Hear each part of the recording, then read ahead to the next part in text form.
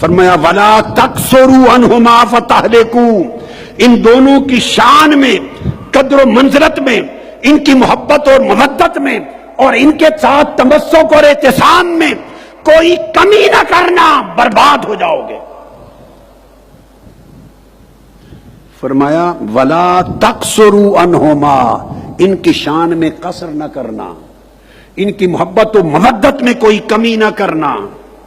اب یہ جو لفظ آقا نے فرمایا ولا تقصروا عنہما فتہلکوا، ہلاک ہو جائے ہوگے، ولا تعلموہم فانہم اعلم منکم، اور انہیں سمجھانا نہیں، وہ تم سے زیادہ سمجھدار ہیں، وہ قرآن سے جڑے ہوئے ہیں، وہ قرآن کی حقیقی معرفت رکھنے والے ہیں۔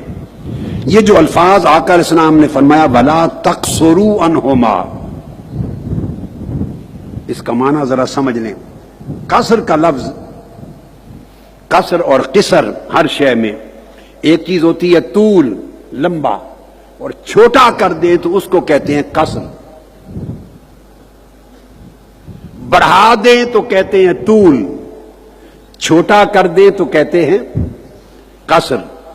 فرمایا قرآن اور میری اہل بیت کے بارے میں قصر نہ کرنا، ان کی شان، ان کی قدر و منزلت، ان سے تمسک، ان سے تعلق، ان کی محبت، ان کی مودت اور ان کے ساتھ وفاداری، اس میں قصر نہ کرنا، کمی نہ کرنا۔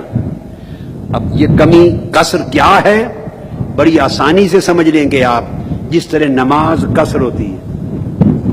آپ ظہر اور عصر کی 4 رکعتیں پڑھتے ہیں، عشاء کی 4 رکعتیں پڑھتے ہیں، جب سفر میں جاتے ہیں تو نماز قصر ہو جاتی ہے، 4 کی 2 ہو جاتی ہے، یعنی کم ہو جاتی ہیں۔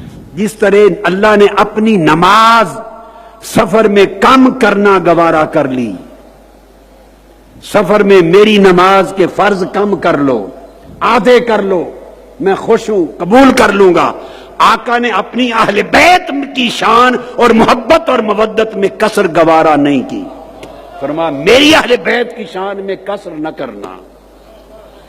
یہ حدیث کے لفظ کا معنی سمجھا رہا ہوں، لغت بتا رہا ہوں، لغت بتا رہا ہوں۔ اور اسی قصر سے لفظ ہے باب تفعیل میں تقصیر۔ تقصیر کہتے ہیں گناہ کرنا، خطا کرنا۔ پھر میرے آقا نے فرمایا ولا تقصروا، میری اہل بیت کی محبت، میری اہل بیت کی قدر و منزلت، میری اہل بیت کا مقام و مرتبہ، میری اہل بیت کی عظمت و مکانت، جب اس کی بات آئے تو تقصیر نہ کرنا، کہیں خطا نہ کر جاؤ، اسے بڑھا لو، کچھ فرق نہیں پڑتا، وہ قرآن سے جڑے ہوئے ہیں، کم نہ ہونے دو، کم نہ ہونے دو۔ یہ ایمان کا مرکز و محور ہے۔ تقصیر اسی وجہ سے کم کرنے کو، اللہ کے امر کی اہمیت کم کر دی، اللہ کے احکام کی اہمیت کم کر دی، ہلکا سمجھ لیا، اس کو تقصیر کہتے۔ اسی وجہ سے بندہ گناہ کرتا ہے۔ فرمایا میری اہل بیت کے حق کی ادائیگی میں کبھی تقصیر نہ کرنا، انہیں کم مرتبہ غیر ضروری سمجھ کر یا کم ضروری سمجھ کر نظر انداز نہ کر دینا۔ آج یہ جو سوچ ہے کہ اہل بیت کا جو نام لے اس کو اٹھا کے آپ نے شیعہ حضرات کے کھاتے میں ڈال دیا، جو اہل بیت کا نام لے، جو سیدہ کائنات کا نام لے، جو حسن حسین کا کثرت سے نام لے، جو مولا علی المرتضی کا نام لے، من کنت مولاہ فعلی مولا کہے، تم نے اٹھا کے اسے شیعہ بنا دیا۔ سوچنے کی بات ہے، یہ سب کچھ تاجدار کائنات نے عطا کیا ہے، یہ عقیدہ محمد مصطفیٰ نے دیا ہے، اور فرمایا یہ عقیدہ جو دیے جا رہا ہوں ان میں اس طرح قصر نہ کرنا جیسے سفر میں نماز کی کر لیتے ہو۔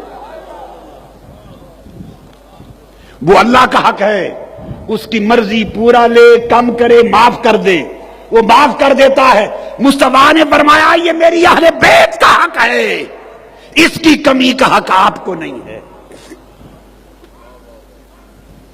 اگر آپ نے میری اہل بیت کی شان و عظمت میں، ان کی مودت میں، ان کی منزلت میں، اس کی پاسداری میں، ان کی حفاظت میں